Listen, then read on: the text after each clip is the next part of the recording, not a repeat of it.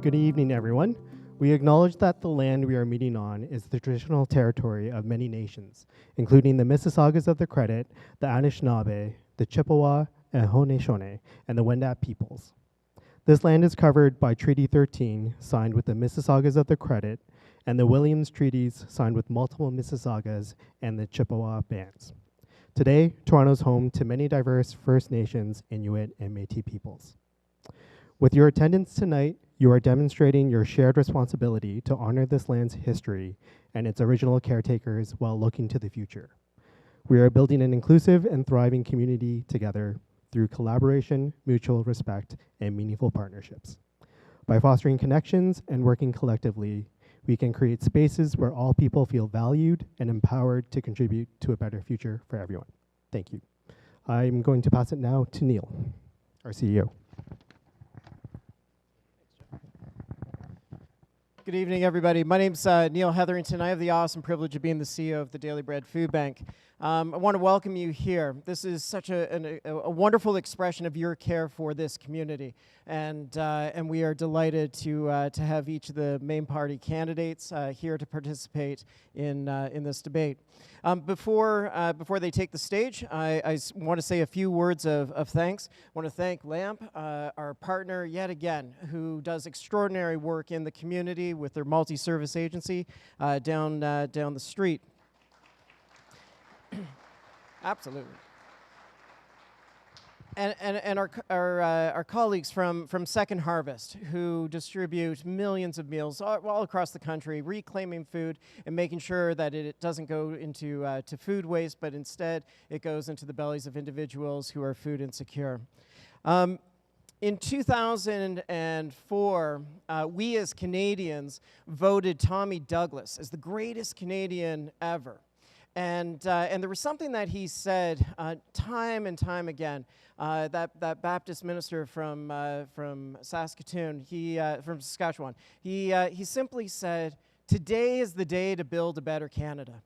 And I think if we all wake up every single morning and we say what he said, and that today is the day to build a better Canada, we will have that better Canada.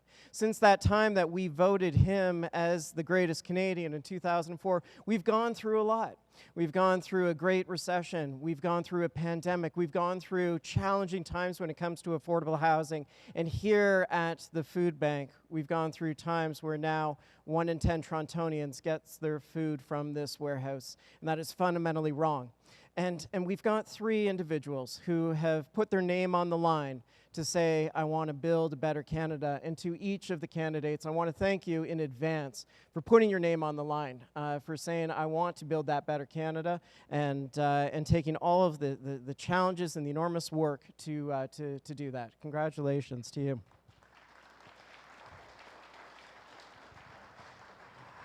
I'd like to introduce our moderator now. Kat Eschner is the lead researcher and segment producer on Big, If True, a new TVO show about disinformation, which you will have none of tonight.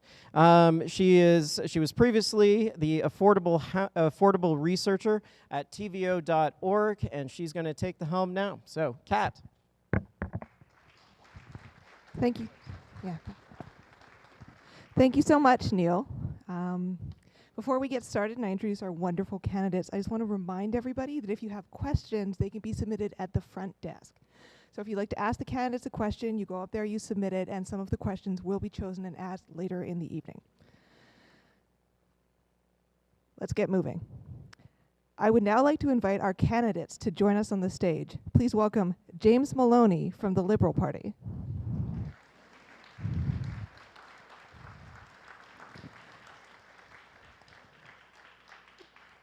Bernard Trottier from the Conservative Party.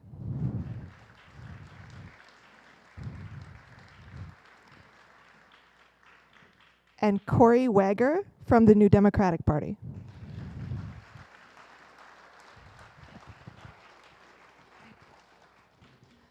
And now I'm going to sit down. So here's the sequence that we will follow this evening. I will ask questions around 5 main themes: affordability and cost of living, social safety net, healthcare access and mental health, and housing and immigration.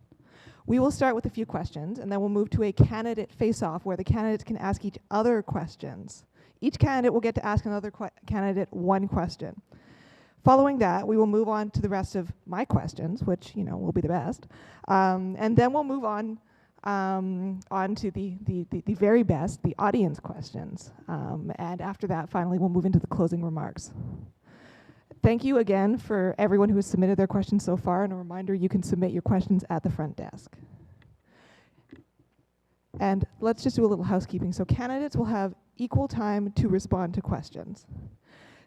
As you can see, candidates, you have a digital clock displayed in front of you, and you will hear a sound, that sound, beep, beep, beep, when your time to speak is up. Also, a reminder to all that we are looking to have a respectful discussion of the issues. Candidates drew backstage for speaking order. Bernard will go first, and then we will start alternating. So let us begin. The first question is on the rising cost of living. Candidates, you will each have 2 minutes to respond to this and all other questions. The first response, as I said, goes to Bernard. Coast to coast, people are finding it extremely hard to afford basic necessities like food and shelter. The most recent round of the Canadian Social Survey in 2024 found that nearly half of Canadians report that rising prices greatly affect their ability to meet day-to-day expenses. That number is 12 percentage points higher than it was just 2 years earlier. Meanwhile, the FP Canada Financial Stress Index 2025 revealed money as the top source of stress for 42% of Canadians, something that has been trending upwards over the last 5 years. Grocery prices and inflation are the top factors impacting all generations. As we all know, these challenges are placing tremendous pressure on food banks, leading to record usage across the country, as well as a rise in homelessness encampments. To make matters worse, tariffs are compounding financial stress. The Canadian Chamber of Commerce estimates that tariffs could cost Canadian households an average of $1,900 annually each. If elected candidates, what will you do to make life more affordable for Canadians? Bernard? Thank you for that question, and thank you to everybody for coming here this evening. It's really important. It's a great act of civics that you're all here participating in this debate in your own way, whether you're listening or asking questions. I've been talking to thousands of people over the past few weeks, and I'll tell you, affordability is the #1 issue that I hear about on the doorstep, especially amongst younger people, lower income people, and they talk about things like housing, #1, taxes, #2. Those are the 2 biggest items for them. It takes the biggest chunk out of their household income. Also, food inflation, as you alluded to, there's been things that the government has been doing for the last several years, especially the last 10 years, I'll say, to make food less affordable for everybody. Carbon taxes have been driving food inflation. We all know that. Carbon goes at every step of the food production, in distribution and retail, and it actually drives a lot of cost. And finally, the Liberal government has recognized this mistake and has reversed certain aspects of the carbon taxes, but it's leaving other elements in. It's going to affect agriculture, it's going to affect food prices. With respect to taxes, we're looking to lower taxes across the board, whether it's income taxes, consumption taxes, excise taxes, and tariffs. Those are things that get in the way of people having a lifestyle that they need to put together to feed their families on a monthly basis. And then with housing, Canada has one of the most expensive housing of any country in the world, in the OECD, and we need to really wrestle with this problem. There's a big problem on the supply side that we're dealing with. Our housing plan looks to increase housing supply significantly, but on the demand side, we recognize also that the population growth that we've had in this country is putting an immense stress on our housing stock and the supply and the demand, and then also the price of housing. And so until we really wrestle with this problem, and we propose to put some very firm measures in place in our platform, we're going to address those big ticket items that'll make life affordable for all Canadians. Thank you so much. Cory?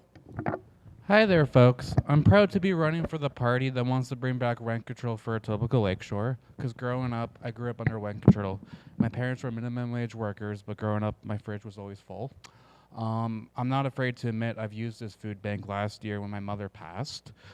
But it's what got me more passionate about helping out with food insecurity in the neighborhood, because I learned firsthand what it's like to go to use this wonderful service. I actually live in New Toronto. I could walk here. I took an Uber today because I'm a little late, but I'm also very proud to be running on bringing in a price control for food as well. The reality is we have the big three in this country plus Walmart. The big three, Sobeys, Loblaws, and Metro own about 20 to 30% of the market, making Walmart the underdog in our country. Isn't that crazy? Walmart is the underdog food place in our country. And because there's only the big three plus Walmart, there's not enough competition for food prices. Walmart raises their stuff $2, everyone else follows them. So I am proud to run for the party that wants to put in food controls, and I'm also proud to run for the party that wants to break up the food monopoly in this country. Thank you very much.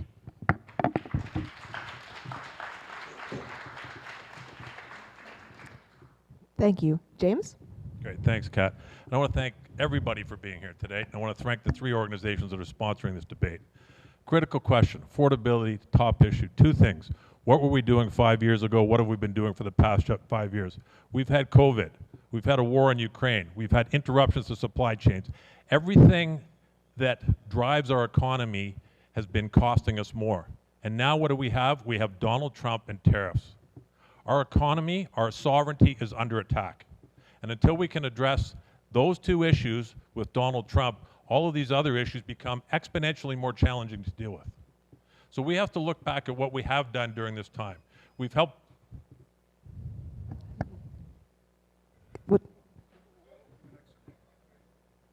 Was that an accident? I was on a roll, jeez. I was just reaching a crescendo there. Okay. It looks like we are retiming. Just a moment, please. While we're doing this, just a reminder, candidates, be friendly with your mic. Bring it nice and close. This is like a basketball game. Exactly. Start the shot clock again. Great. Okay. Look, our government has been focused on helping Canadians, full stop.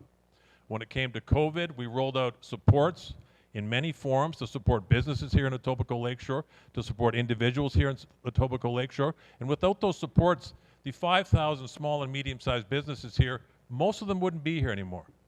Now what are we talking about? We're talking about going forward, and we're dealing with the biggest threat that any of us have faced in our lifetime after World War II. And this tariff threat is nothing to not take. You have to take it very seriously, because if we don't look at everything we do through that lens, we're going to have bigger problems than we do now. So affordability.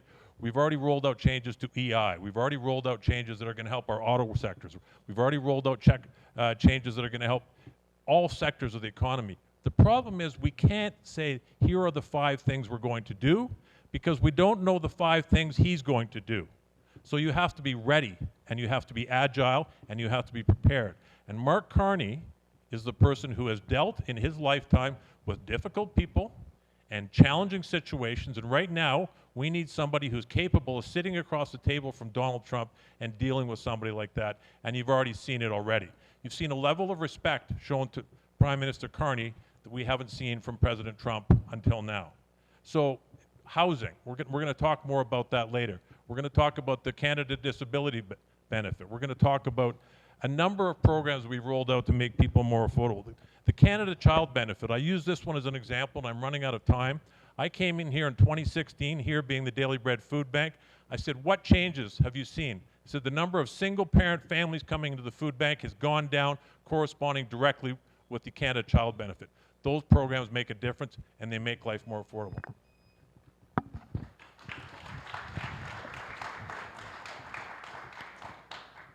Thank you so much. Can everyone hear me okay? This is okay. How's this better? Better? Thank you so much. Mics. For our next question, the first response goes to Cory. The affordability crisis disproportionately impacts certain groups of people. Again, according to the Canadian Social Survey, nearly 6 in 10 persons with a disability report that rising prices were greatly affecting their ability to meet day-to-day expenses, compared with about 4 in 10 of those without a disability. These are 2024 numbers. Currently, the disability assistance rates in each province and territory fall far below the poverty line, which means that the family or individual receiving those benefits does not have enough income to live a life with dignity. After tireless advocacy by disability rights organizations, the federal government announced the Canada Disability Benefit. However, the $200 a month benefit is grossly inadequate to meet the needs of people with disabilities, leaving them well below the poverty line. Additionally, there are several other issues that undermine the potential of the benefit in providing a dignified life to people with disabilities. To the candidates, what will you do to ensure people who need income support can live with dignity? Cory. In the last few years of my mother's life, she was known as a disability activist along Etobicoke-Lakeshore. She had me deliver all these letters to the post office of various politicians trying to say how hard it was to live on the Ontario Disability Pension. I lived on the Ontario Disability Pension with my mom for a few years during the COVID rush, and I 100% think we should double it. It is not enough to keep up with the rises of Etobicoke-Lakeshore because we now live in a community where the average income does not match the average rent. Everything is out of whack, and as a member of parliament, it would be my job to make sure everything gets back together so people can afford a living. I'm also a huge disability activist because of my mom. My mom made me deliver so many letters to the TTC to make sure they were more fully active, more fully inclusive, and my mom got stuff done, and I'm so proud to have her as my mother. Thank you so much.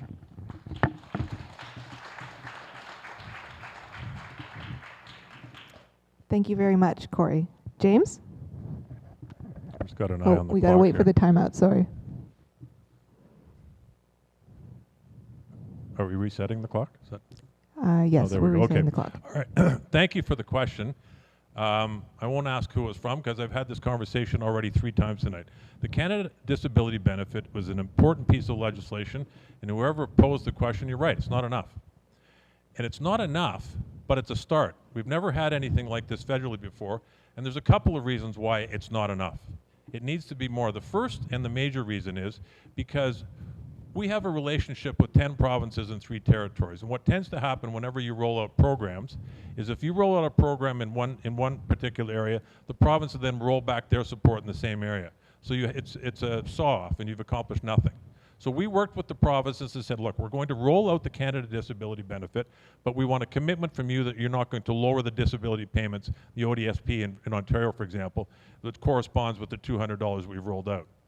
They won't give you that commitment. We don't have any legislative authority to mandate that the provinces do that. So it was a start. So we're seeing what the provinces are doing, seeing how they're reacting. In Ontario's case, they haven't rolled it back. The second thing is there's other components to it. It's not just the Canada Disability Benefit. The people who receive this benefit are living at the most disadvantaged. So things like dental care and pharmacare are going to make a big difference in their life. Right here in Etobicoke-Lakeshore, the number of people who are receiving dental care is in the thousands.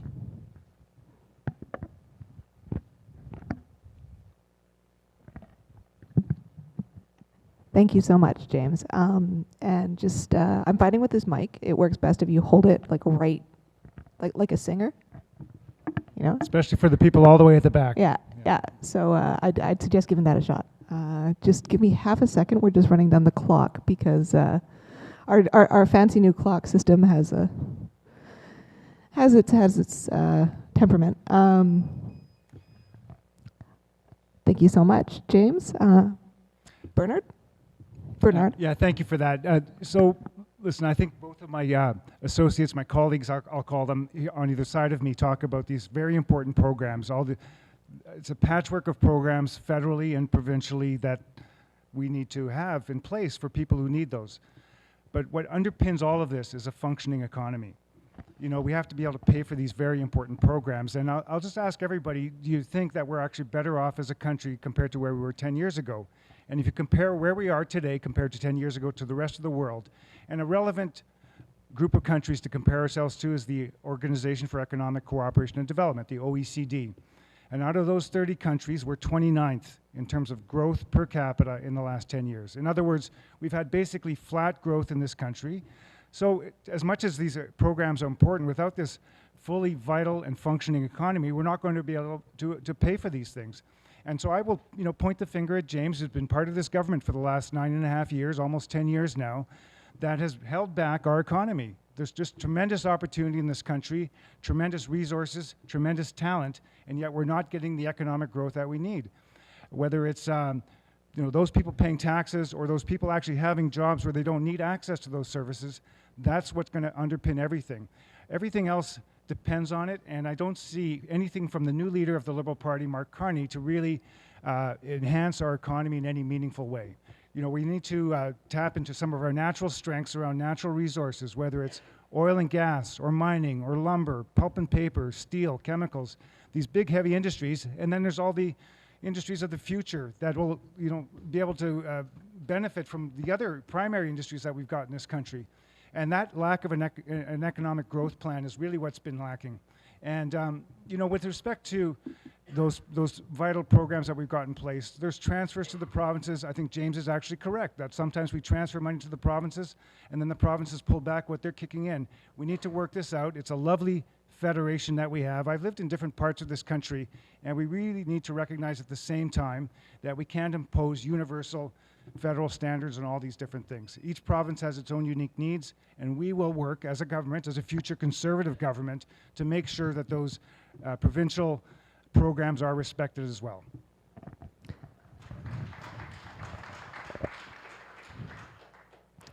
Thank you so much.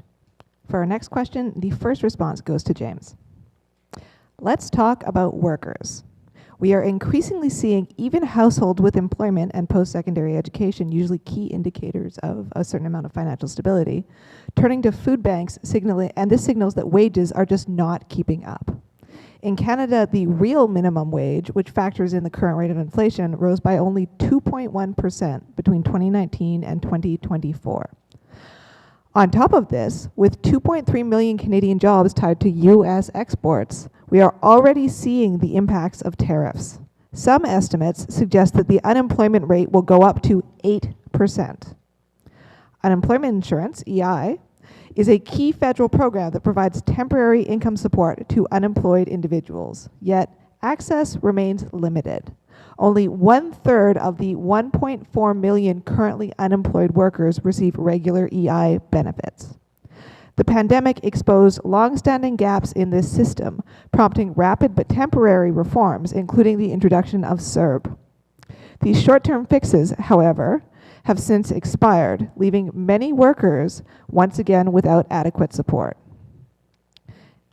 James, as we face an uncertain new reality with tariffs, how will your government protect workers? Great question. Can you hear me at the back? Am I holding the mic properly? Okay, good. Two things right off the bat. We've already announced changes to EI, not after the election now. So the waiting period has been waived. We've also changed the EI requirement, so if you're receiving severance, you no longer have to wait till the severance runs out. You're eligible for EI right now to allow you to survive during this uncertainty. But the pivotal part of that question is, what's going to happen? Again, it comes down to agility, being prepared and ready to work. But I think, and you're right, the EI system was structured, was built around sort of a 1950s, 1960s economy where everybody worked and was paid in sort of the same manner. But what we saw during COVID was there's a lot of gig workers and people who are self-employed. Look, the film industry here in Etobicoke-Lakeshore, critical. Tens of thousands of people rely on that for their income. They're not paying into pensions. They're not paying into benefit programs. But the government was there to respond. So we've undertaken a review of the EI program so that we can plug these holes, because the economy now is completely different than it was when the program was created. So what we need to do is make sure that we're ready and able to help these people. But in the short term, that's a longer term plan. But in the short term, what we have to do is we have to be prepared to help auto workers in Windsor, auto workers in Ingersoll, auto workers here in Etobicoke-Lakeshore, people in the film and television industry. We don't know what's going to happen. There are tens of thousands of people whose jobs right here in our community who could be affected by this. And they're going to be looking to the government, they're going to be looking to EI. So it's not like COVID where our enemy is predictable. What wasn't predictable then was the duration. What's unpredictable now is the cause and where it's going to go. So it's that agility I speak of, and the government I think we've displayed over the past 10 years is the programs that we've rolled out have always been there to make sure that nobody's left behind. But we also have to work on things like provincial trade barriers, and those we have to bolster our own economy at the same time, and we can get into that more in the next category. Thank you.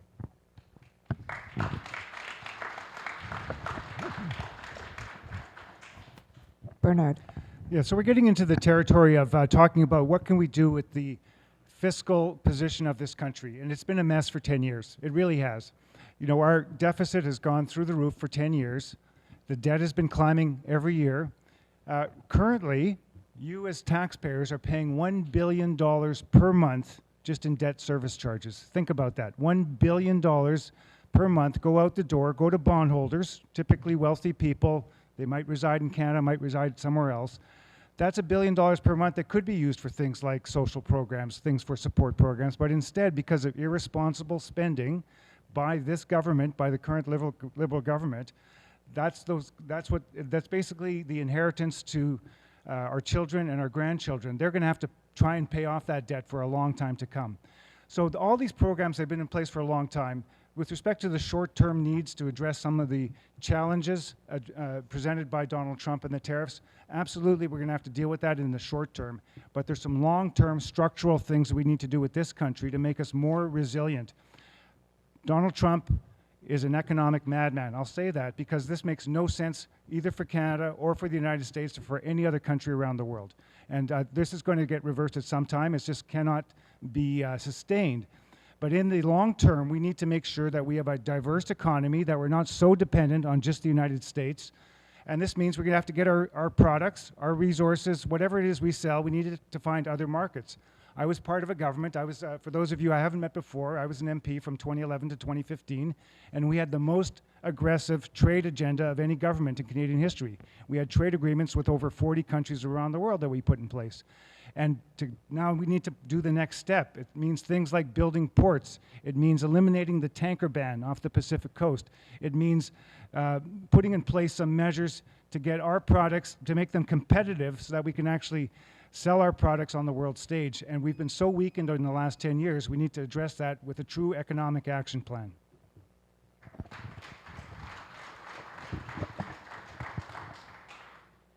Thank you. Cory? I want every dollar that's going to be raised by the tariffs to go back to workers, because we all know the sad reality is layoffs are coming. We need to increase EI to 50 weeks because the current EI is not long enough to help folks hold over and find a new job. We also want to spur our local economy by buying Canadian. The NDP want us to use Canadian lumber, Canadian cement, Canadian steel to build the houses that we plan to be building by 2030. We also want to rip off our current military contract with the States and invest in Canadian. It's going to be Canadian, Canadian, Canadian, because that's how we're going to get through this mess together. We also want to invest heavy in union jobs, because it's unions that built this country, that built the middle class. Union busted and destroyed it. Thank you.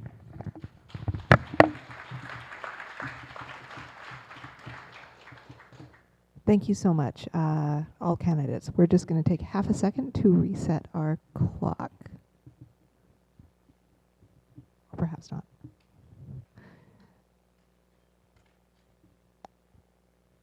So while this is going on, I'm just going to let you know that after the question, this next question, which is pertains to healthcare, their candidate face-off will take place. I'll walk you through that when we get there. For this question, the first response goes to Bernard. Canada is grappling with a critical shortage of primary care providers. Across the country, an estimated 6.5 million residents do not have a primary care provider, forcing many to rely on emergency departments and walk-in clinics. The result, fragmented care and an increased strain on hospitals. Compounding the issue, nearly 65% of family physicians plan to retire or alter their practice in the next 5 years, and the aging population further intensifies demand. The number of Canadians aged 65 and older is projected to increase by a whopping 68% over the next 2 decades, with those aged 85 and above nearly tripling by 2041. If elected, what specific measures will you implement to ensure that Canadians have timely access to primary health care and that the community health sector is equipped to meet current and future demand? Thank you for the question, Kat. And I might be more general than specific in the sense that, listen, the federal government has a very important role to play in healthcare. We have something called the Canada Health Transfer. In terms of the specifics of implementing some of the things you're talking about, the great province of Ontario has to do certain things. It's half of its budget is healthcare, and it needs to do specific things to put measures in place so that we can put an end to hallway medicine, put an end to overcrowded emergency departments and so on. But one of the things that we can do as a federal government is address some of the critical shortages we have with respect to talent. Doctors, nurses, practitioners, specialists. We're becoming a less attractive country for some of those people. In fact, we're scaring away some of those people. They're choosing other countries. Why? Well, we have tax rates that are probably too high. We have other things that make it just unappealing. And then also when it comes to just getting some of those recognitions, we need to exert some pressure on the provinces who govern the recognition of foreign credentials. You know, I know the Ontario College of Physicians and Surgeons, for example, doesn't recognize certain credentials from somebody from another province. And we need to make sure that we move those barriers so people can move to where the patients need those caregivers. You know, with respect to some other specific measures related to healthcare, you know, we need to, you know, one of the main areas of focus for the federal government, and this is something we do for all the provinces, is the approval of drugs, approval of pharmaceuticals. We need to speed up the approval process, not sacrificing any quality, but making sure that we can get those critical drugs that people need in this country. And we need to do a better job. The Health Canada has been doing an adequate job, but we can always do a better job of doing that. Now, with respect to, I'll call it just what underpins our healthcare system. I'll turn again to the economy. You know, the economy pays for it all. And we've seen a degradation of our economic activity in this country for 10 years, and that's something we're going to get back to and have to address every single time we talk about these wonderful programs, including our healthcare.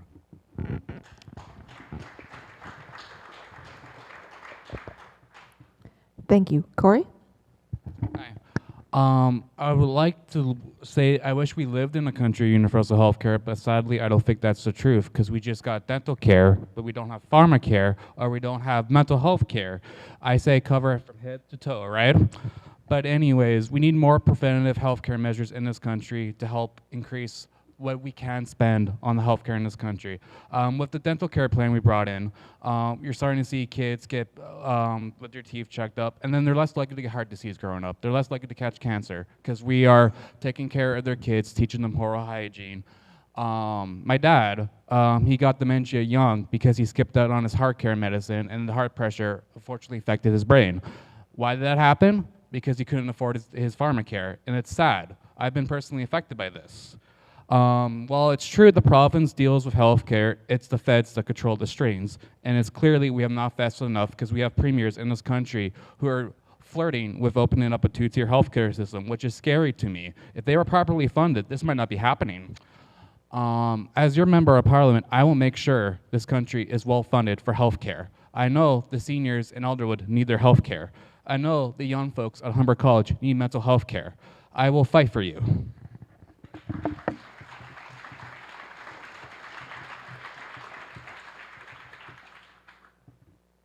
Thank you.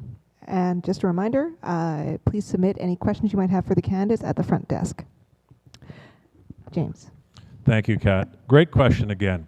Look, I'm not surprised Bernard decided to speak in generalities, because he's right that there is something called the Canada Health Transfer, and it was cut from a 6% annual increase to a 3% annual increase when Harper was Prime Minister. It took effect in 2017.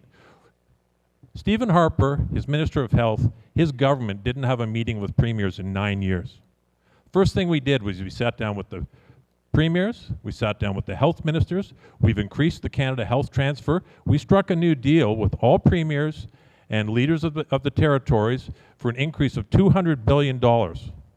And we earmarked specific components of that money to certain aspects of the healthcare, because we all know what premiers are like when you tell them what to do. They say, give us some money, don't tell us what to do. Well, we did that with mental health. We earmarked about $10 billion of that specifically for mental health, because that is a critical piece of medical health care that's being underserviced across the country. Because in 2016, when we first got elected, we gave $3 billion to the provinces, and here in Ontario, they rolled back their own funding for mental health care. Foreign credentials. Look, the credentialing of physicians who come from outside the country is the responsibility of the province. Bernard's right about that. But what we are doing is we're accelerating, and we've already done this too, we've accelerated the process, so we're identifying people who come in from other countries, and we're working with the provinces to get those credentials recognized. Right now we're working on taking down those provincial trade barriers. But there's a huge opportunity here, and I hate to keep saying his name. We've heard the phrase brain drain before. There's an opportunity for a brain draw here because we have Canadians working abroad, including medical professionals, nurses and doctors who want to come back to Canada, and we have to do everything within our power now to bring them home because we need them here, we need the health care here, and we're going to do that.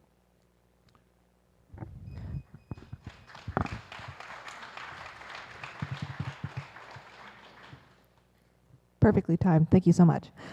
Now we are moving to the candidate face-off. Candidates will have the opportunity to ask one other candidate a question of their choosing. We will continue in the same rotation that we've been doing so far, so the first candidate to ask a question will be Cory. Candidates, you'll have 45 seconds to ask your question. The respondent will then have 90 seconds for their response. The question asker, so Cory, in this example, will then have an additional 45 seconds for a follow-up, and the respondent will then have a further 60 seconds to respond. Okay. Just one moment. Sorry, I just want to make sure. 45 seconds.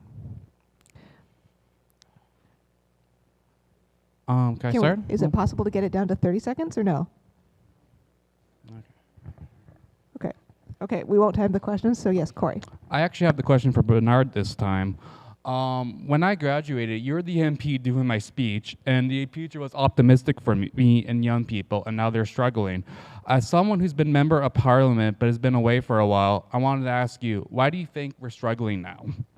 Well, that might be a better question for James here in terms of the, we're struggling as a country in I'd be many happy ways. to answer it. Well, I'll answer on James' behalf. We're struggling as a country because honestly, there's been a lack of investment, and the private sector is not as vital as it really should be in this country. And I say that because the private sector pays for everything else. It pays for our important services that we've got in this country. Why has the private sector not been vital? Why have we been ineffective at attracting investment? Because of policies by this current federal government. They've been scaring away investment. They talked about at one time raising the inclusion rate for capital gains, and they said it's not a big deal. Well, anybody who's actually had a small business, any doctor for that matter, anybody who's been an investor says this is a big deal. This is going to scare away investment, which is really the fuel that drives growth for our economy. And it's a real struggle for young people. When I'm out on the doorsteps talking to thousands of people in the last several weeks, it's mostly young people who are looking for change. They recognize that we need to take a new direction. They need a new government with new ideas. They've changed out a leader. It's the same old gang of Liberals who are advising him and the same group of MPs. And why should anybody who's failed at growing the economy for 10 years get a license to continue with what they've been doing? I'm not convinced that the new leader of the Liberal Party, Mark Carney, is actually going to put forward any of the things that he's talking about, in the sense that he's looking to completely contradict some of his deeply held notions that he's had as recently as 3 or 4 months ago. What he's done, in many cases, is adopted wholeheartedly some conservative policies, and God bless him for that, after criticizing some of those policies for the longest time, for many years. And some of these things are things like capital gains. But if it's a struggle, it's because we need to really fire up all the engines of our economy. Thank you so much. Cory, you have 45 seconds to respond. I decided to ask Bernard that question because he was the member of parliament at my high school graduation, and we've had James ever since. And I could tell you right now, conservative government, Liberal government, no good for young people, and we are struggling more than we ever have been.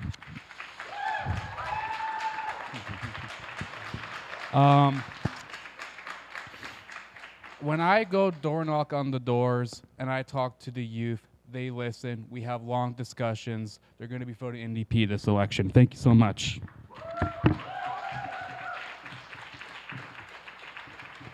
Thank you. Bernard, you have 90 seconds to respond. I'll tell you, it was truly a pleasure when I was an MP talking to young people in high school graduation ceremonies. And what I see is hopes and dreams. People in high school got a future ahead of them, and I see a lot of those hopes and dreams have been dashed over the last 10 years. They can't afford an apartment. They can't save enough money to put a down payment on a house. They're really struggling to make ends meet, and they need a new economic direction so that they can actually have a future for themselves. They want to start families, but they say they can't afford to. Why is that? Why is that? Why don't we have the jobs that we had 10 years ago?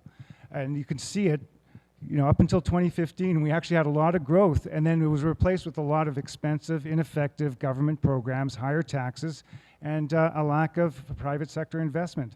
And it's sad when I hear young people tell me that they're thinking about leaving the country because they don't see a real great future right now.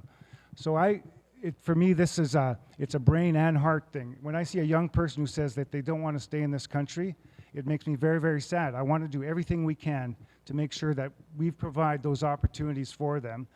And I'll also say this about people who want to come to this country from other places in the world. For the longest time, we were a magnet for talent from around the world. Talented, hardworking people who wanted to make a better country for themselves here in Canada. And now what we're hearing and we're seeing, and the evidence shows this, that they're choosing other countries. With respect to our very vital immigration system, we've reduced some of the quality, and we need to really focus on attracting the brightest minds from around the world to come here and really create that future for all Canadians.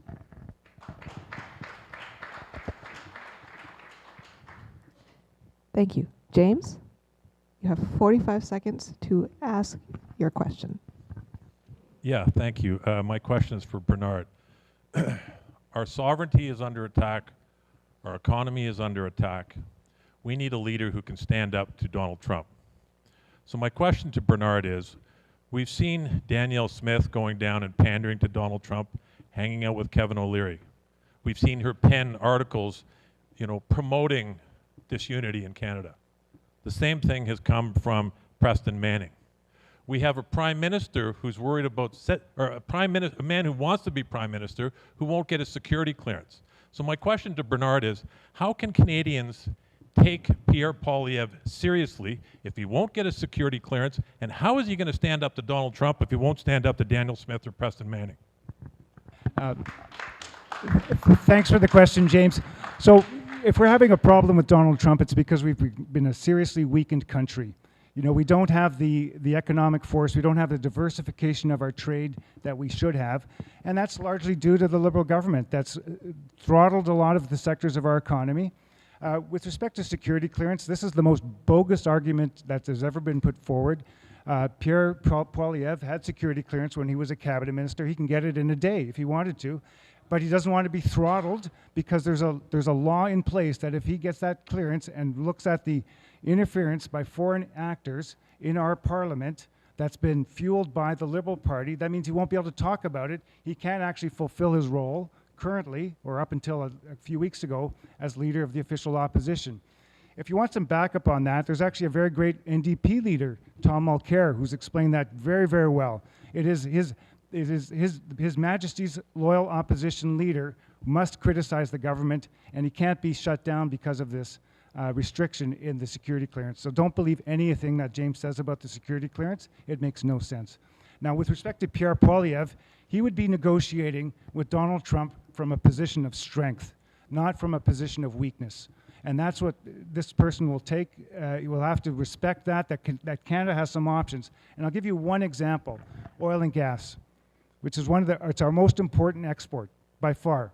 It's our biggest export, and we have only one customer right now, the United States of America, and we don't have any opportunity to sell our oil and gas products to other countries. Thank you.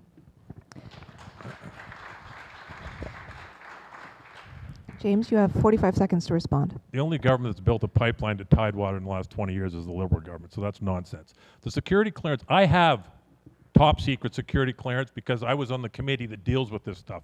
It is absolute falsehood, utter nonsense. Pierre Poilievre had a clearance of a cabinet minister at the time, which is lower than the security clearance I have right now.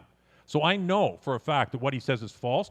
If I want to be prime minister of this country, I'm going to make damn sure I can get every piece of information I can get my hands on, because I need to know what's going on in my country, and I need to know what's going on with my candidates, which he doesn't do. As for Danielle Smith and Preston Manning, why won't he stand up? Why won't he stand up tomorrow at the debate and say, I disagree with every single thing they've said, Canada is a great country. We are unified. We have to stand together. What Daniel Smith said is wrong. What Preston Manning said is wrong. I love Canada. You can't walk around with people with a flag that's upside down for 2 years and then parade yourself around, wrapping yourself in it, and pretend to be truly Canadian.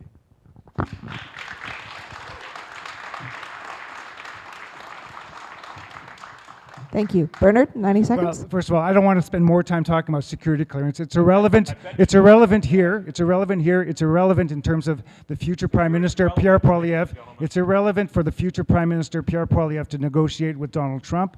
Now, what we're going to do as a future Conservative government is accelerate the Canada-US Mexico trade agreement. That's what we need to do. That's the bottom line. This is where this is all going. Currently, there's a global trade war going on, initiated by Donald Trump.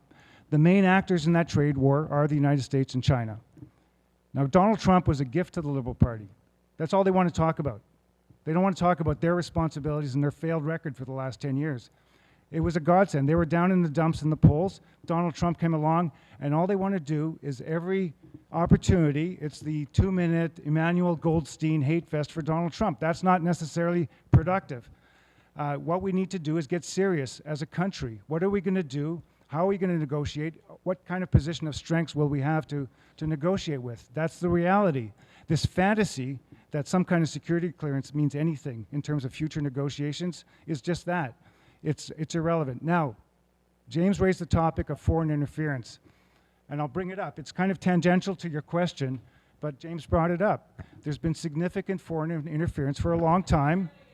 How would he There's know? been significant foreign interference for a long time. In fact, one of James's colleagues who was going to run with him was being supported by the People's Republic of China. And, you know, these are kinds of things that have been serious. China and other countries have been interfering with our elections, and we need to clamp down on that. Thank you.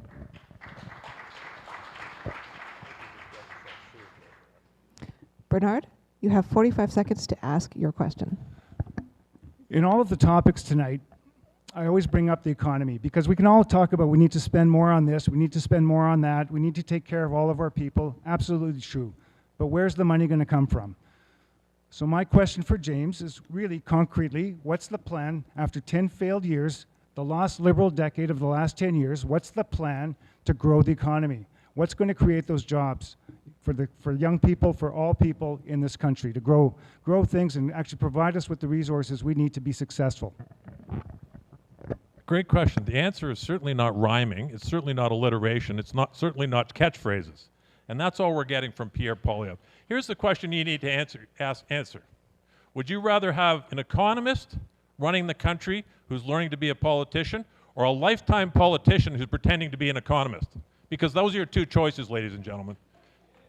Mark Carney was the governor of the Bank of Canada. Mark Carney was the governor of Bank of England.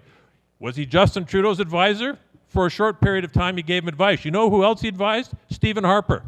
Stephen Harper. Stephen Harper's words said he did a great job as the governor of Bank of Canada. He offered him the job as finance minister. He wanted him to come work with him. Why are Conservatives now standing here saying, this guy's not up to the job, he's not capable? He's shown time and time again. You need somebody who has that private sector experience, who has the professional background, who's capable of dealing with tough people in difficult situations. He's got a plan. You mentioned bonds earlier. You saw what he did earlier this week on the bond front. He got our partners in Europe to stand up and do something quietly behind the scenes that's going to have a major impact on this tariff war. Only he could have done that. I'm not sure Pierre Poilievre even understands what that's all about. But you want a man with his financial credentials running the economy right now when our biggest threat is Donald Trump. We need to deal with provincial trade barriers. Doug Ford introduced legislation today to lower those trade barriers after a meeting he had with Mark Carney 2 weeks ago. There's your answer.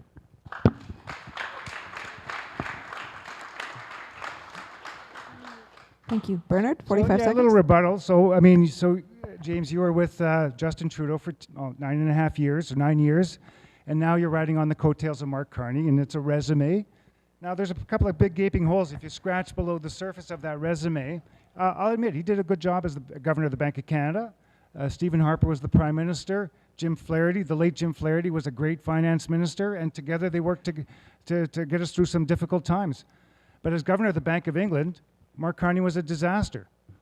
He had a catastrophic mindset around Brexit. he decided to weigh in, which is not his role as governor of the Bank of England, decided to panic and increase the money supply dramatically to the point where the UK had an inflation of 11%. They had to raise interest rates. Housing was completely unaffordable in the UK. It was a disaster. They couldn't run him out of there quick enough. You know, look at the next step in his career, when he was the, for the Global Financial Alliance for Net Zero. That also was a disaster. It completely imploded. No banks are participating in this thing anymore. And it was a very authoritarian thing where a group of banks would decide who can get money based on not financial criteria, but other arbitrary criteria. And that's why banks walked away from it. Thank you. So a resume isn't results. And that's what I'll say about, talking about Mark Carney being some kind of savior for the economy. He's not. Thanks. James? The clock's not working. Do I have 90 seconds? Oh, I have 90 seconds? Okay. Look, only in Canada would you have a leader of the opposition who would attack somebody with the financial credentials of Mark Carney. It's almost embarrassing that Pierre Poilievre is doing this. It's embarrassing that you're doing it, Bernard. You know, I go to the UK every year. Go talk to conservatives there. The reason the economy is struggling is because they left the European Union, because of Brexit. Mark Carney was right. If you talk to the people who were there at the time, the people who are there now, that continuity, those people who are still in part of the government, they will tell you that too. Their economy in the UK is struggling right now. They've had to reinvent themselves and they haven't been able to do it. And at a time where countries need to stick together and the world needs to unify to stand up to Donald Trump, it's going to show itself even more so than it did then. So to stand here and challenge the credentials of a man like Mark Carney is just embarrassing. You can pay lip service to it and say, yeah, okay, he did a good job at the Bank of Canada. Well, Stephen Harper thought he was the greatest. He was so upset when he left to go to the Bank of England. I mean, it's honest to God. I mean, if this is your attack, if this is your platform, is to go after this man's credentials and qualifications, then I wish you the best of luck. Because yes, I will ride on his coattails when it comes to the economy any day over Pierre Poilievre's.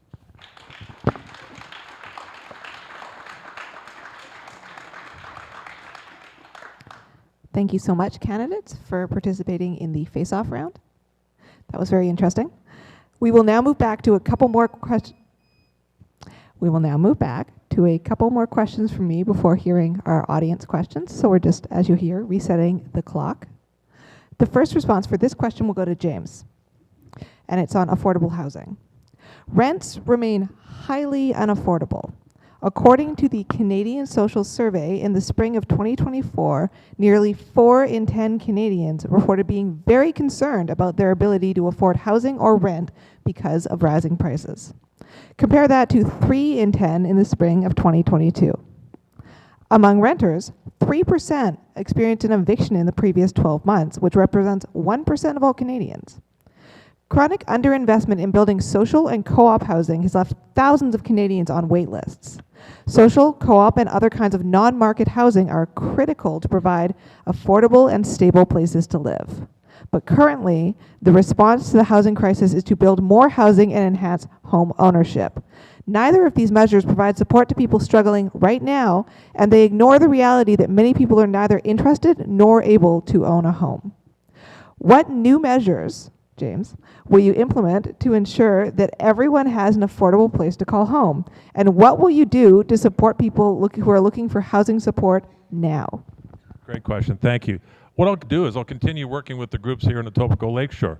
I see our friends from LAMP. I've been working with the South Etobicoke Affordability Group for 4 years now.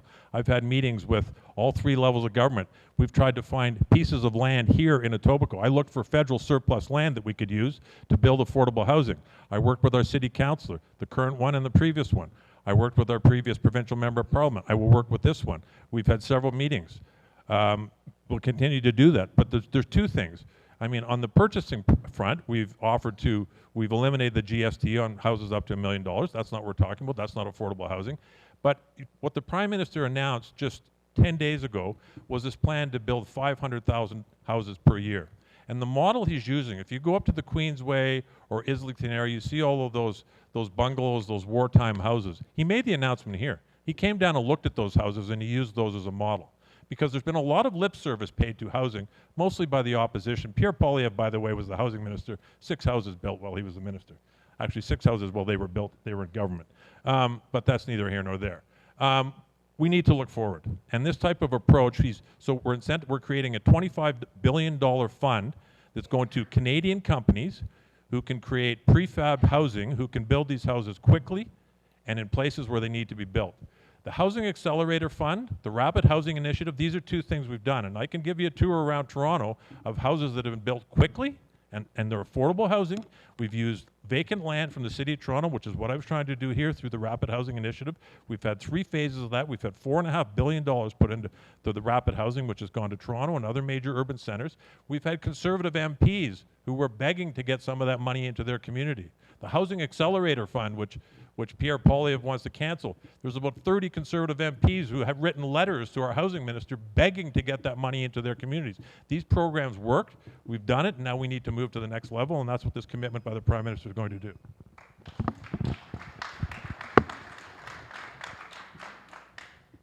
Thank you so much. Bernard? The last 10 years have been a disaster for housing in this country. Even in the last year, housing starts in Toronto are down 58% from where they were a year ago. All these programs that he's talking about, getting the government to build houses, I mean, really?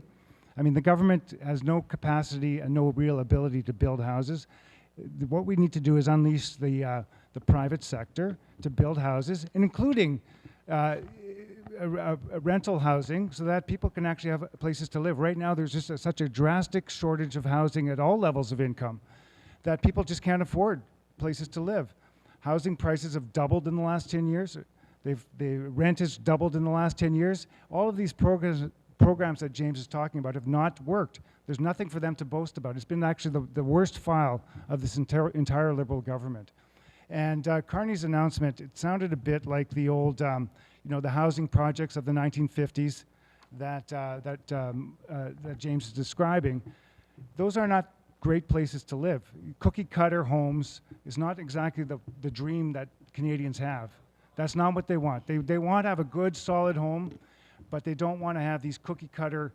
By the way, these prefab homes would be built by Brookfield. They're the biggest supplier of these things. There's a conflict of interest there that needs to be examined. The company that Poilievre invested in? Yeah, well, that's a real problem that the current Prime Minister still has a lot of stock Melissa options. Lansman? Yeah, I haven't been interrupting you, James, but no, honestly, the Prime Minister has a lot of stock options in Brookfield, and it is a conflict that needs to be examined if he's directing funds towards that company. But yeah, housing has been a disaster. And with respect to affordable housing, we need to have housing that's geared to income, absolutely. But we need to encourage the private sector to build those things, and we can work with them to make it attractive for them to do so. But to have a federal ministry building the homes is not going to be successful. It'll be overpriced and late, like it always is when the government does that kind of thing. Thank you.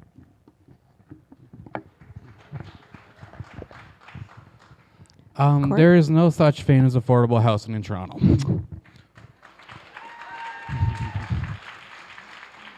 The NDP government has pledged to build 3 million houses by 2030, and will accomplish this by mandating Canadian lumber, Canadian steel, as well as Canadian concrete. We're doing this so logistics are quick and easy, so we get shovels in the ground. Also, we need to seriously talk about climate-proofing our houses in Etobicoke. Because we already have a flooding problem. If we build houses by the lake, they'll flood in 20 years. We need to make sure they're strong, Canadian, local, to make sure flooding does not happen here. Also, I am proud to once again say I am the only party in this country running on a rent control system that we used to have growing up here.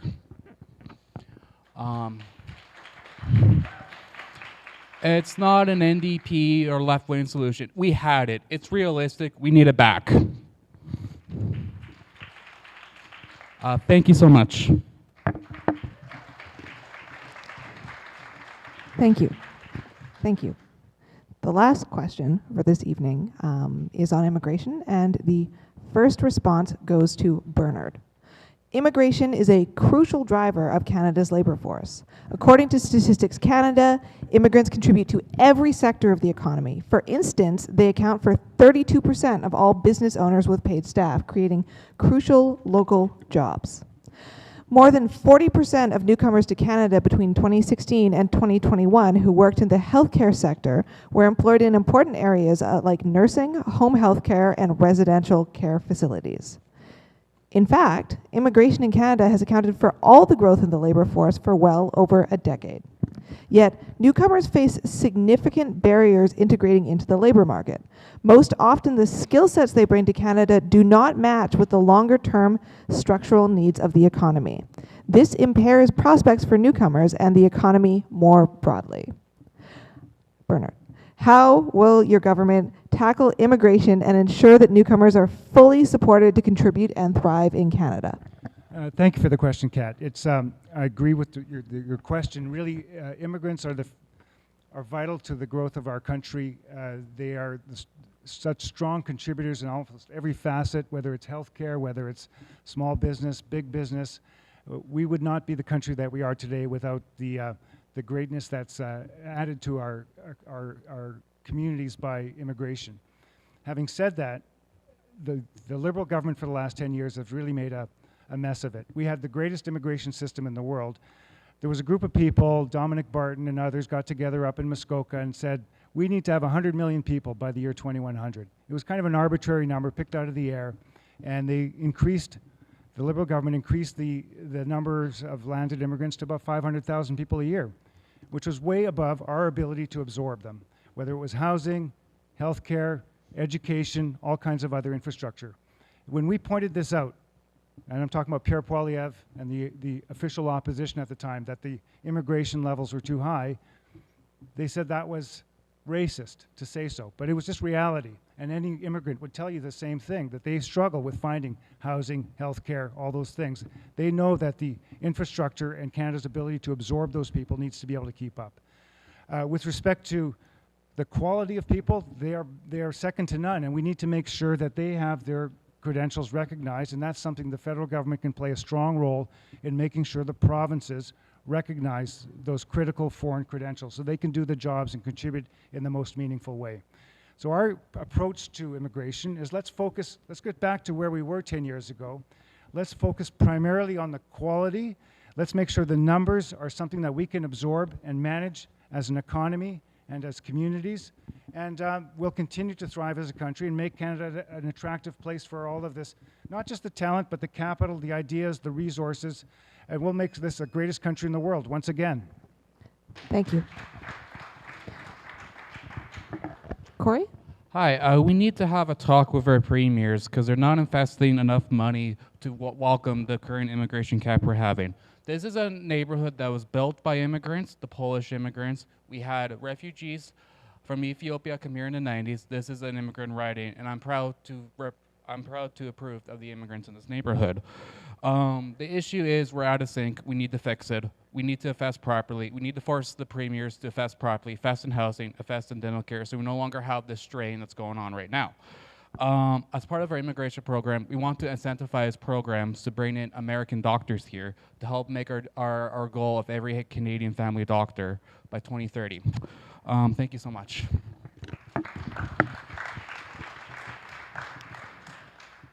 Thank you. Thanks, James? Kat. Bernard, two things. The 100 million people target first came from Brian Mulroney, the late Brian Mulroney. Second of all, we are the greatest country in the world. We don't need to become the greatest country. We are the greatest country in the world. Look, immigration has been the backbone of this country. It's been the backbone of Etobicoke for as long as any of us have been alive, frankly. There isn't anybody in this room who doesn't have a relative who, or an ancestor who came to, with few exceptions, who came to this country from somewhere else. There's people in this room I know are immigrants themselves. We should be proud of that. I can take you to any one of a number of businesses here in Etobicoke-Lakeshore and say, James, I need to find skilled workers. I need to find unskilled labor. I need people because I can't find people here in Canada to do the jobs. We need immigration. It has become a political target and mischaracterized for something it's not. 62% of our immigration target is based on economic need.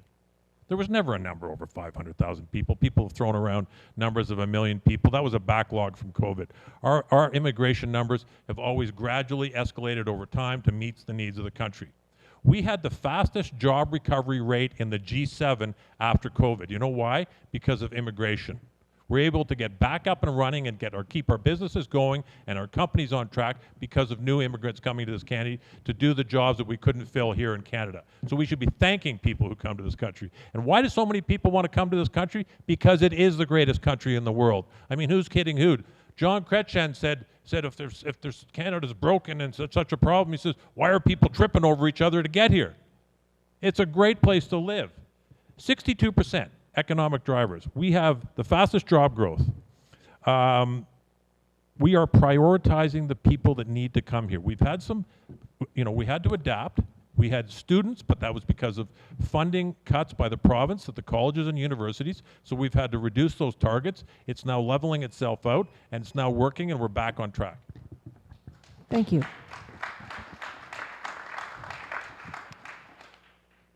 This has been great. Thank you, candidates. We will now move on to audience questions. I would like to invite Neil Hetherington, CEO of the Daily Bread Food Bank, to ask the audience questions. Thank you, everybody, for there we go. It was not easy for the team to go through the different questions that were there. What they tried to do was ask questions that we hadn't had conversation about earlier, and so we'll do our best. There are 4 questions here, and I think it's 60 seconds for each. And Cory's going to start things off. One of you is probably going to win the seat here in this riding. But Essie is going to win the award for the best printing award by far. So food and housing insecurity are both symptoms of a far greater issue of poverty and income insecurity. Studies have shown that basic income could save taxpayers money. It could cost 3 to 5% of total government spending, less than what we are already spending on the cost of poverty in healthcare, crime, and lost productivity. Basic income could grow Canada's economy and create new jobs. It could also greatly reduce, if not completely eradicate, the need for food banks. Will you support basic income? So I don't know if you need 60 seconds to say yes or no. I work in media, and I'm pretty sure my job won't exist in 15 years. So, of course, I support a pilot project to study universal income because it will be different for every country, every province. I'm upset we got rid of it during Doug Fort's tender. Thank you.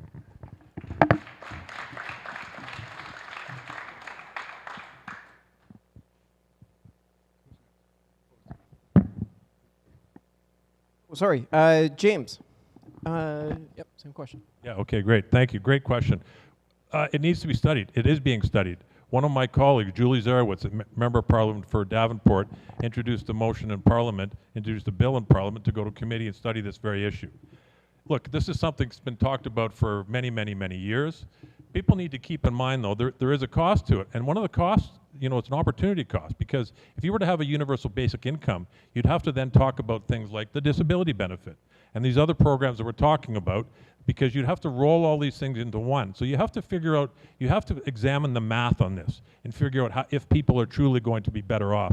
And I'm happy to study it. Our government is committed to studying it, but we need to be very, very careful. It's easy to say, yeah, I will commit to doing this without fully understanding all of the implications, and we need to do that, and in fact, we're already on the path towards doing it. Thanks, everyone. I find myself actually agreeing with James on something here. First of all, our party is not proposing a universal basic income, and it's for some of the reasons that James was describing, that we've got, I mentioned the lovely federation that we've got. We've got different programs. Most of these are run at the provincial level. There are some federal programs to make sure that people's needs are met, and they need to adapt to the realities of different parts of this great country.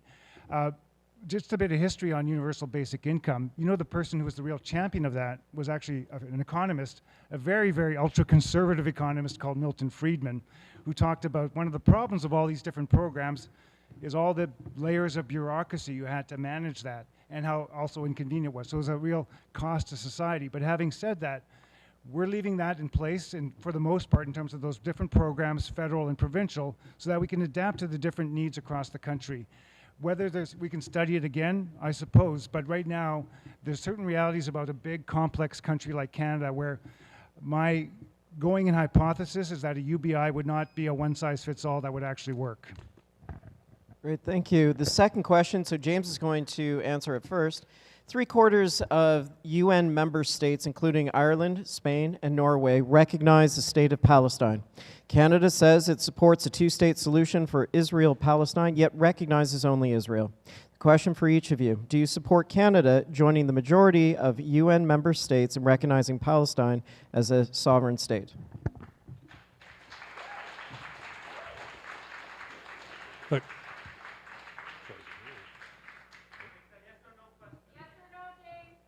James is starting off, and then it just goes in order on the right. thank you, Neil, for the question. Look, the Canadian government position on this has been crystal clear. Canada has supported a two-state solution. It continues to support a two-state solution. The immediate concern that we have is to stop what's happening in the Middle East and Gaza right now. And Canada has been on the forefront of providing aid. Canada has provided $300 or $400 million in aid to people in Gaza. And that's the issue that needs to be addressed in the short term. It's easy to say we can recognize the state of Palestine, and Canada supports a two-state solution, but it has to be done through the proper process. Thank you.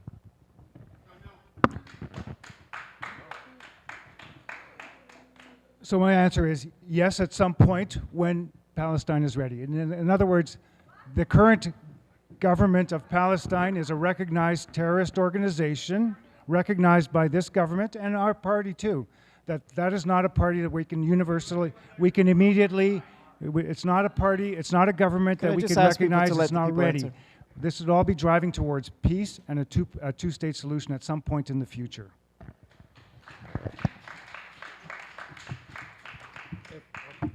If I was your member of parliament, I would vote yes to recognize Palestine as a proper country.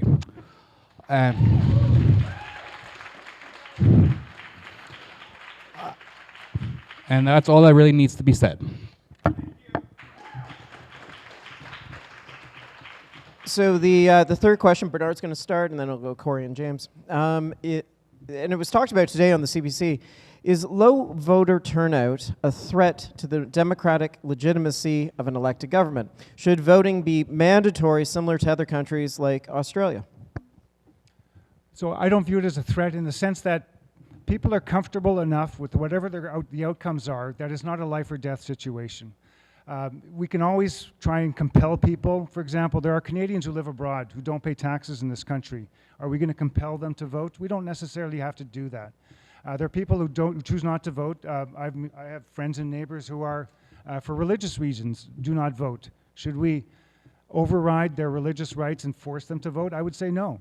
The fact is we've got a very centuries-old system in this country that we inherited from the British. It's actually given us good outcomes. We are a great country in the world, one of the great countries in the world, and we don't need to compel people to do something that they don't want to do necessarily. Whatever the outcome, whether we have 60%, 65%, or 70% turnout, we will always live with that outcome. And those are the people who have that sense of civics, that sense of duty, that they want to go out and vote, and they're the people who should actually decide the outcome of the election. So we should celebrate the fact that we don't necessarily have to have 100% participation. I am a little worried about democracy. Because we don't know what's going to happen on the 28th, but there's a possibility we will only have two official parties in Parliament. I hope that's not the case, because if we just have two majority official parties in Parliament, we'll just turn into the States 5-10 years down the road, and I don't want that at all. I do support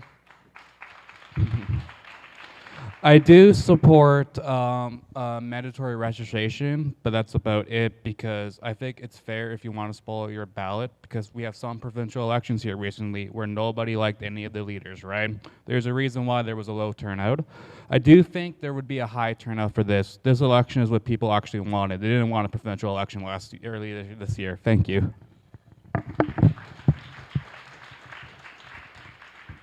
Whenever I encounter somebody at the door that says, I'm not going to bother voting, I say, look, I'll leave you with this. Go vote, please, even if you don't vote for me. It's important. People need to exercise their right freely, but I agree with Bernard. I'm not comfortable making it mandatory. Look, federally, we're lucky in the last several elections. We've had turnout you know, in excess of 60%. Provincially, in the last 2 elections, it's been around 30%. Historically, municipally, it's around the same level. That's kind of, it's not kind of, it is pathetic. People need to get out and vote. But if people are prepared to consider their position, and I had a conversation with a young man today at the door. He said both of his parents were going to vote. He said, I'm not sure if I'm going to vote at all. I said the same thing. I said, go vote. He said his parents were going to vote Liberal, and I said, the last thing I said, go vote, but listen to your parents. But no, but kidding aside, I mean, if you think about it and you take the time to consider it, and your decision is not to cast your ballot, maybe comes in the form of showing up the ballot box and destroying your ballot. But that's your right. So I'm not comfortable forcing people to go vote. Thank you so much, Neil. That brings us to the end of the debate. I would now like to invite our three candidates to give their closing statements. We're just going to take a second to set that up, and then I will let you know how this works. So the candidates will each have 2 minutes to give their closing remarks. Just give me one moment. I thank you for those intelligent and engaging audience questions. We really appreciate you for coming out and for your keen participation this evening. So the first person to give their candidate closing remarks will be James. Kat, thanks very much for moderating tonight. You've done a great job, and thank you all for coming out and participating tonight, and thank you to all of you who are watching online. Look, every election is critically important. This one is probably the most important election I've faced in my lifetime. I'm going to talk about two things. I'm going to talk about local representation. I've had the good fortune, the privilege of serving as the Member of Parliament in Etobicoke-Lakeshore for the last 9.5 years. I've lived in this community since 1976. I've seen changes over that 49-year period that are dramatic, stark, but we're going through a period now that are going to make that look mild. Our democracy, our sovereignty is at stake. All of the local issues, whether it's issues that Neil here is dealing with at the food bank, or Jasmine you're dealing with over at LAMP, or you're dealing with at Second Harvest, and thank you to the three of you, by the way, because the work you provide in this community is extraordinary, it's needed, but at least in 2 of those 3 cases, I wish I didn't need to see you open your doors anymore, because I don't want to see food banks here, I don't want to see Second Harvest having to provide people who need food. We have to bring that to an end. Neil's heard me say that many times. So the local issues that you're concerned about, the local issues that you face are the same local issues that I'm concerned about and the same local issues that I face. I went to grade school here, I went to high school here, I've chosen to live my life here. Nationally, this election is critical. And I've been saying for days now, I want to go a complete day without hearing the name Donald Trump or saying the name Donald Trump. But you can't ignore it. And this isn't something that the Liberals wanted, Bernard. This is something that was thrust upon us. And it's something we have to deal with it, whether we like it or not. And you need somebody at the table who has the experience that he can draw on to sit across the table from Donald Trump, who is unpredictable and out of control, who can respond to him. And the only clear choice for that is Mark Carney. It's without hesitation a clear choice, in my opinion. Our sovereignty, I'll say it again, our sovereignty and our economy is under attack, and all of these other issues we're trying to address are only harder until we deal with that. And that is what you need to think about when you go to cast your ballot. Thank you very much. Thank you.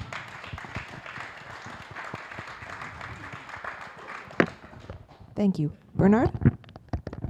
Thank you, everyone, for attending, and thank you to the organizers for giving this opportunity for you to meet your potential future Member of Parliament. The ballot question for all of you is, are you better off now than you were 9.5 years ago when the Liberals took over? If you look at the objective metrics, the numbers, things like gross domestic product per capita, we've seen Canada slipped in the world. Are we a great country? We still are. We still have great opportunity, but it's been badly managed by this current Liberal government for a long time. Now, you could say there's a different leader. And what's the great mark of a good leader? Well, first of all, they can have an eye for talent, and they surround themselves with good people. Who does Mark Carney have around him? It's the same old group of cabinet ministers, same advisors, the people like the Gerald Buttses and the Katie Telfords, they're all still there. It's the same old gang, it's the same old party. So, is it time for a change? So I talk to young people, and they are struggling, and it's an interesting election in that sense, that it's really young people who are coming to the Conservative Party. The people who are sticking with the Liberals, the same old gang, they're the people who are actually quite well off. You know, they're the people whose houses are paid for, they have no mortgages. They say there's no need to change. We can stick with the devil that we've got. But the reality is young people are very, very anxious, and they're actually, you'll see it in the numbers, you'll see it on election night, that young people see that there's a need for a change of direction, a new party with new ideas. Some of them have already been adopted by the Liberal Party, but a lot of them fall well short of where we need to go as a country. That economy is the critical component that pays for all of the great services that we've got in this country. It pays for our sovereignty, it pays for our defense, it pays for Canada's place in the world. And that's the question you need to ask yourself. Who's got the best ideas and insight and team to actually implement a stronger, better future for all of Canada? Thank you.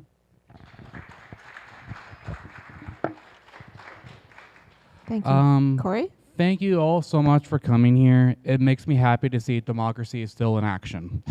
I am your new Toronto candidate. I live a 5-minute walk away from this Daily Bread food bank. A little bit about me is I've been known to deal with the Memigo Creek oil spill that happened. It was me that gathered the community together, and it was me talking to a bunch of different level politicians from all the parties, because I want to make sure our creek was clean. So what I asked for you all to do tonight, we all know who's going to win on April 28th. It's going to be Mark Carney, but we still get to choose our member of parliament. So I want you to look up James' voting record and Bernard's voting record. It's public knowledge by law. And I want you to look up my website, and I want you to do your research and vote for who you think would best represent us on the 28th. Thank you.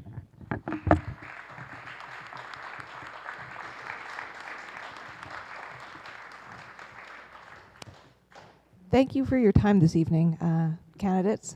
This was a spirited debate, and we appreciate it.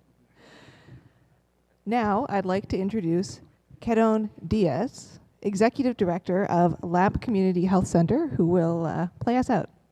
Thank you so much, Kedon. Thank you. Good evening, everyone, and thanks for coming out to the debate this evening. And thank you to our candidates for sharing your time with us this evening. It's always great. It's a great sign when candidates decide to come to community and have conversations. So we welcome you and we thank you for your time, and we thank you for participating. It's not easy running to be an elected official, and so for that we say thank you. It's a sure sign of your commitment to community and commitment to this country. So all the best on the campaign trail. A few reminders, because I know I am what's standing in between you and getting back to your evening. So just a few reminders, a last-minute push for everyone here. Please exercise your right to vote. If nothing else, please do that. The election is on Monday, April 28th, but advanced polling is open from Friday to Monday, April 18th to 21st. So you have lots of opportunities to get in there early. Feel free to contact Elections Canada office if you need additional information regarding voting and to find out information about your polling stations and all of that. Reach out, they're happy to provide that information. Thank you for joining us tonight. Cast your vote, your voice matters, and in this election in particular, your voice very much matters as Canada is on the precipice, hopefully, of something great in terms of our unity across the country, for all the things that we all have to say about our wonderful neighbors to the south. I think one of the things that gives me comfort is that it's galvanized our unity in this country. And so to further that, go out, vote, and exercise your right. Thank you. Have a great evening, everyone.